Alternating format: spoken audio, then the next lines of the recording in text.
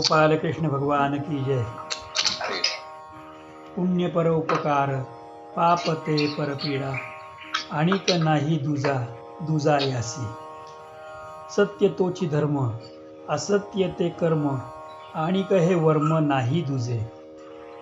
गती तिची मुखी नामाचे स्मरण अधोगती जाण विन्मुखता। संतांचा संग तोची स्वर्गवास नरक तो उदास अनर्गळ। तुका म्हणे उघडे आहे हित यात जयाचे उचित करा तैसे।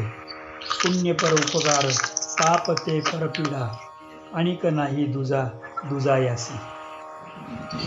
तुकाराम महाराजांच्या या अभंगाचं खोल भावात जाण्याच्या आधी या अभंगाची रचना झाली कशी, तयारी झाली कशी याच्याविषयी चिंतन आधी केलं पाहिजे. तुकाराम महाराज नित्य कीर्तन करायचे, नित्य सत्संग करायचे, नित्य लोकांना घेऊन बसायचे आणि ते करत असताना काही कोणाला मोठेपण किंवा आपलं मोठेपण दाखवण्यासाठी नाही. आपल्या आपल्या घरात देवळासमोर आवळासमोर ते बसायचे आणि त्यावेळेला त्यांचे टाळकरी किंवा त्यांचे जवळची लोक जे कोणी येतील ते त्यांच्यामध्ये बसून ते बोलायचे, चर्चा करायचे. एकदा श्री संत तुकोबाराय यांना त्यांच्या टाळकरी वारकरी किंवा या श्रोतृवर्गाने महाराजांना काही प्रश्न विचारले की महाराज आम्हाला सगळे भ्याव दाखवतात की हे केलं की पुण्य मिळतं, नाही केलं तर पाप लागतं, हे केलं तर असं होतं, ते केलं तर तसं होतं. तर हे सगळं जो भीती आहे ती एक वेगळी आणि तुम्ही सांगता ते अगदी वेगळं आहे. मग ह्याच्यातून आम्ही बाहेर यायचं कसं? तर तुम्ही आम्हाला नक्की सांगा की पुण्य म्हणजे काय, पाप म्हणजे काय, स्वर्ग म्हणजे काय, नरक म्हणजे काय, गती म्हणजे काय, अधोगती म्हणजे काय, सत्संग म्हणजे काय आणि विमुखता म्हणजे काय. अशा वेगवेगळ्या प्रश्नांचं तुम्ही तुमच्या पद्धतीने आम्हाला समजेल असं उत्तर द्या. ज्यावेळेला तुकोबाराय यांच्या चरणी असे प्रश्न केले त्यावेळेला जसं घरचा एखादा कर्ता मनुष्य बसतो आणि सगळ्यांना समजावून सांगेतून सांगतो, तसं माऊली तुकोबाराय महाराज सगळ्यांना एकत्रित घेऊन प्रेमाने घेऊन त्यांना सांगतात की अरे कशा एवढे पुण्यात आणि पापात जाता, कशाला रे एवढ्या सगळ्या सत्य असत्य धर्म सगळ्या जाता. पूर्वीच्या संतांनी खूप सोपं सांगून ठेवले, ते का कळत नाही. अरे हे आधी सगळं सांगितलेलं आहे की माते जेणे पाविजे ते शुद्ध पुण्य, भगवंताला प्राप्त करून देणारं ते खरं पुण्य असतं.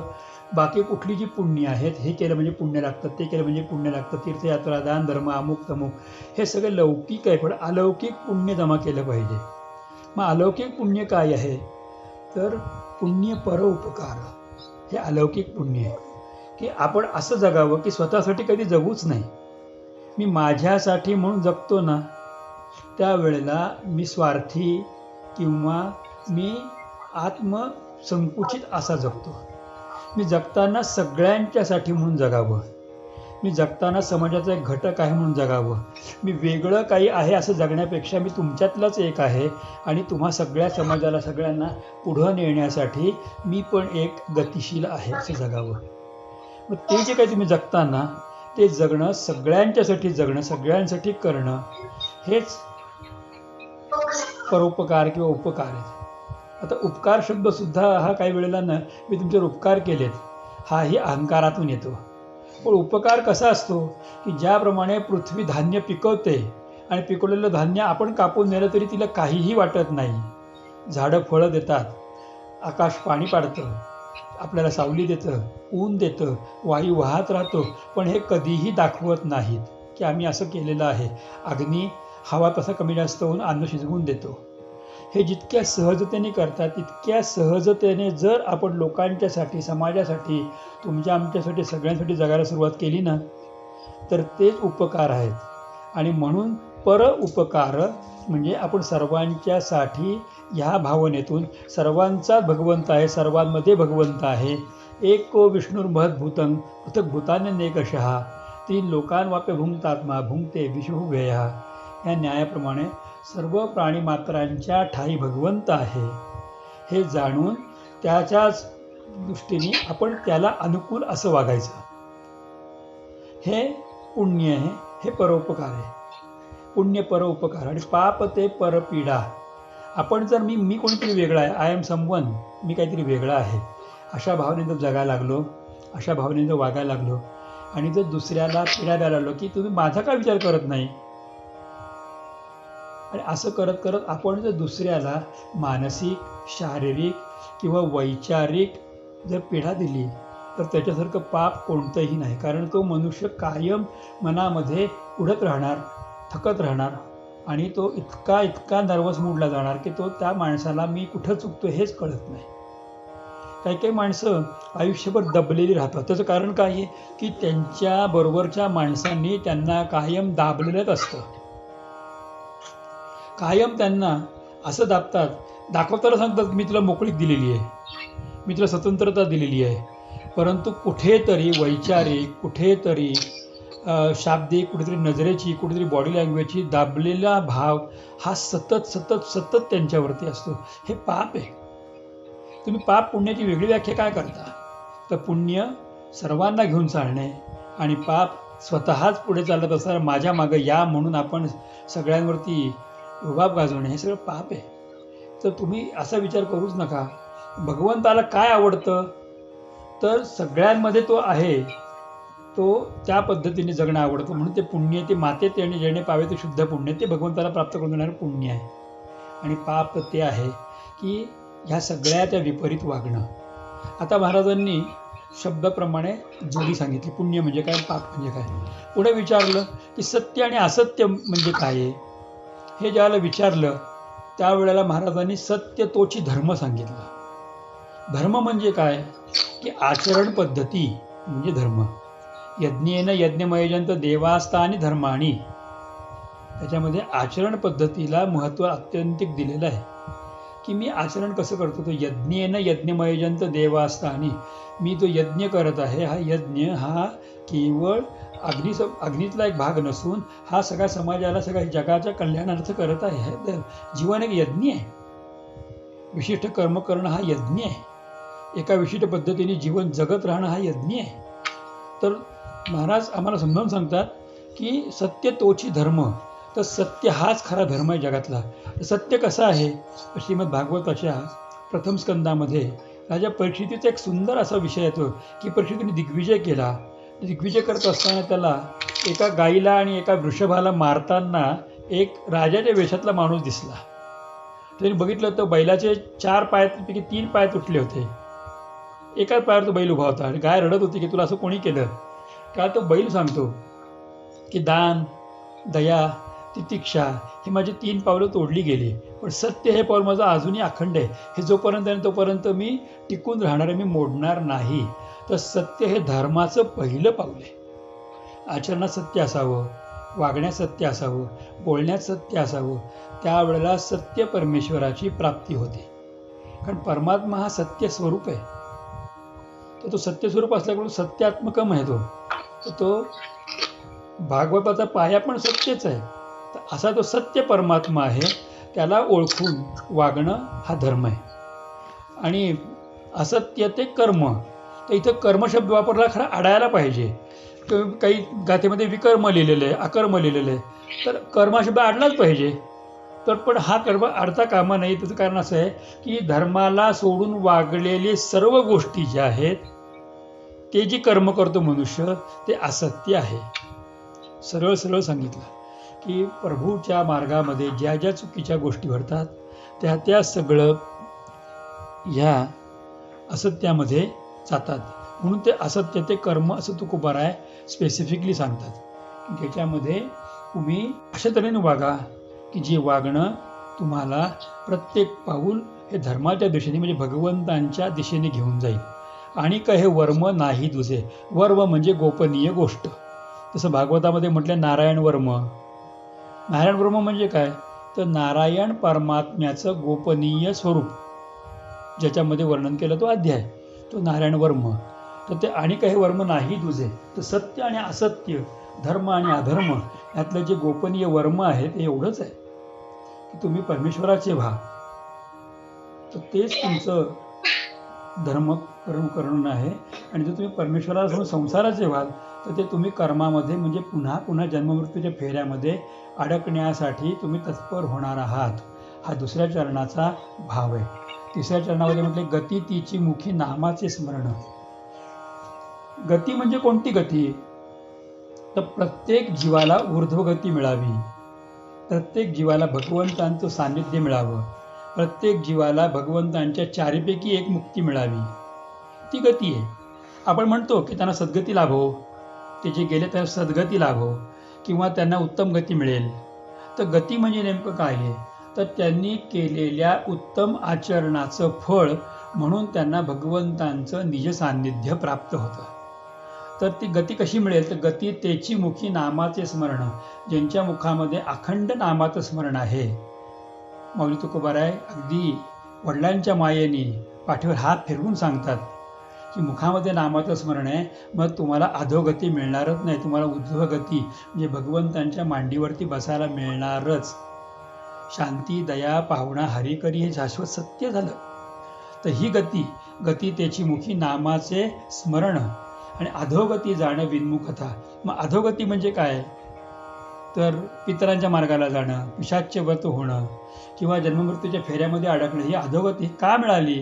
त्याचं कारण तुम्ही विन्मुख झालात भगवंतांच्या नावाला, तुम्ही विन्मुख झालात भगवत कार्याला, तुम्ही विन्मुख झालात सत्संगाला, तुम्ही विन्मुख झालात चांगल्या आचरणाला.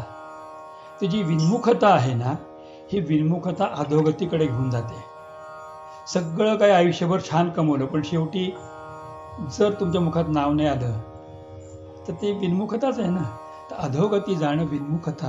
माऊली तुकोबाराय महाराज अगदी शांतपणे गती आणि अधोगती या दोघातलाही फरक सांगतात की गती म्हणजे नामाचं स्मरण करणे आणि अधोगती म्हणजे नामापासून बाजूला पडणं, नामापासून बाजूला होणं, वज्रलेप होणे, अभक्तासे असं होणं.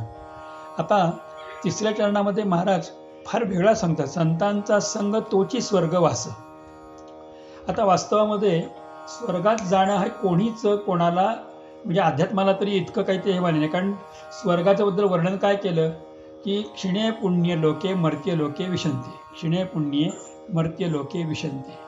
ते पुण्यात्मके पापे स्वर्गा जाईजे, पापात्मके पापे नरक भोगीजे. आणि जसे म्हटले की ते इथं पुण्याची पावटी सवळे, ते इथं इंद्रपणाची उटी उतरे, परतू लागती माघारे मृत्यू लोका. म्हणजे स्वर्गामध्ये गेलेल्या माणसाला मृत्यू लोकामध्ये यावंच लागतं. मग संतांचा संग तोची स्वर्गवास हे तुकोबाराय वेगळे तऱ्हेने का सांगतात? हा प्रश्न सगळ्यांच्या मनात यायला हवा होता की स्वर्ग हा वैकुंठापेक्षा, स्वर्ग हा भगवत धामापेक्षा, गोलोकापेक्षा इतका श्रेष्ठ आहे का? मग संतांचा संघ का सांगितला? तर संतांचा संघ स्वर्गवास का? तर स्वर्गामध्ये काही गोष्टी मिळतात. त्या गोष्टी म्हणजे काय? अमृत प्यायला मिळतं, खायला प्यायला चांगलं मिळतं, अप्सरांचं नृत्य पाहायला मिळतं, ऐशो आराम करायला मिळतो, काही कष्ट नसतात, काही कर्म नसतं. मग ह्या सगळ्या गोष्टी तुम्हाला जिवंतपणे संतांच्या संगतीत मिळतील ना. संतांच्या बरोबर राहा. संतांच्या मुखातून पडणारा प्रत्येक शब्द हा अमृता समान आहे, तो तुम्ही कानाने प्या. संतांच्या बरोबरीने भोजन करा, ते तुम्हाला जन्ममृत्यूच्या पलीकडे घेऊन जाईल. संतांच्या बरोबरीने तुम्ही संत नृत्य करता तेव्हा नृत्य पहा, तुम्ही नृत्य करा, म्हणजे तुम्हाला स्वर्गाचं नृत्य पाहायला मिळेल. म्हणजे संतांच्या बरोबरीने थोडंसं राहणं हे स्वर्गीय सुख मिळवून देणारं आहे. कोणी मेल्यानंतर स्वर्ग सुख मिळतं असं नाही. तर संतांच्या सहवासामध्ये आपोआप अशा सुखांची प्राप्ती होते आणि त्याहीपेक्षा मोठी प्राप्ती होते की संतांच्या कृपेने तुम्हाला सरळ वैकुंठ नारायणाकडे जायला मिळतं. म्हणून संतांचा संग तोची स्वर्गवास. नरक तो उदास अनर्गळ. ज्याला संतांचा संघ प्राप्त झाला नाही त्याला भगवंताकडे जाण्याचा मार्ग बंद झाला. म्हणजे जणू काही किल्ल्याच्या दरवाजाला पाठीमागे आडसर लावला जातो, तो आडसर लावल्यानंतर त्याला हत्तीने जरी धडक दिली तरी दरवाजा उघडला जात नाही. तसं कोणीही धडक जरी दिली, किती धडका मारल्या तरी दरवाजा उघडला जाणार नाही. म्हणजे तुमचा ऊर्ध्वगतीचा मार्ग कायमचा बंद तुम्ही तुमच्या हाताने केला. नरको तो उदास अनर्गळ. आता तुम्ही किती जरी प्रयत्न केले, किती धडका मारल्या तरीही तुम्हाला उत्तम गती मिळणं शक्यच नाही. किंबहुना भगवंताकडे जाणं शक्यच नाही. किंबहुना तुम्हाला आनंद मिळणं हे शक्यच नाही. आणि म्हणून तुम्ही संत काय बोलतात त्याचं लक्ष द्या. संतांचं बोलणं छोटंसं असतं, सहज बोलणं, हित उपदेश करोनी सायासाची कविते. तुम्ही नीट समजावून घ्या ते काय सांगतात आणि त्यामुळे ऐकायचा प्रयत्न करा. तुम्ही तुमच्या हाताने अनर्गळ म्हणजे तो आडवा लावायचा सरा, आडसर लावून ठेवू नका. तुम्ही जर तुमच्या संसारात तुमच्या आयुष्याला जो आडवासारा लावलात तर तुमचं आयुष्य कितीतरी काळ नरकातच जाणार आहे. याला दुसरा मार्गच नाही. तर हा तिसऱ्या किंवा चौथ्या चरणाचा आणि 5व्या चरणामध्ये तुका म्हणे आहे हित यात जयाचे उचित करा तैसे. आपल्याकडे पुस्तकात थोडे जगाचे झाले, ते जयाचे शब्द पाहिजे. तर तुका म्हणे उघडे आहे हित यात. मी जे सांगितलं ते उघडं बोलणं आहे. काही याच्यामध्ये काही फार मोठे पांडित्य आहे, खूप काही अभ्यास आहे, खूप साधनं आहेत, खूप काही करा, दानधर्म करा, तप करा, अमुक करा, तमुक करा, असं मी काही सांगितलं नाही. अगदी सोपा मार्ग सांगितला. सोपा मार्ग म्हणजे काय सांगितला की भगवंतांचं होऊन रगा, म्हणजे आपोआप पुण्य मिळेल. कोणाला त्रास देऊ नका. दुसरी गोष्ट सांगितली की तुम्ही सत्याने वागा. असं भगवंताचं नाव घ्या की असत्य मार्गाला जाऊन तुम्ही पाप करूच नका. तुमच्या नामस्मरण तुम्हाला भगवंताची गती देणार आहे आणि नामस्मरणाला विन्मुखता ही अधोगती देणार आहे. संतांच्या संघामध्ये तुम्ही गेलात तर तुम्ही आपोआपच मनोमार्गगती आकळावा श्रीपती येणे पंथे याप्रमाणे पोचणार आहात.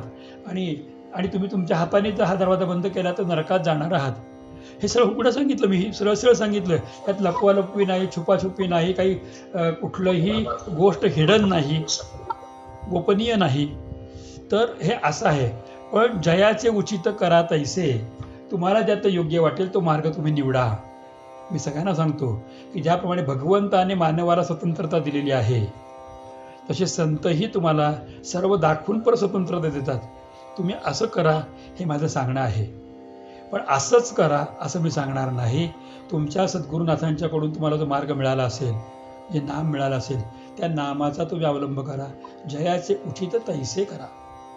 तुम्हाला पण कराल ते असं करा की ते आपल्याला उचित आहे, की त्यातून आपलं आत्मकल्याण साधलं जाणार आहे. ती गोष्ट तुम्ही करा.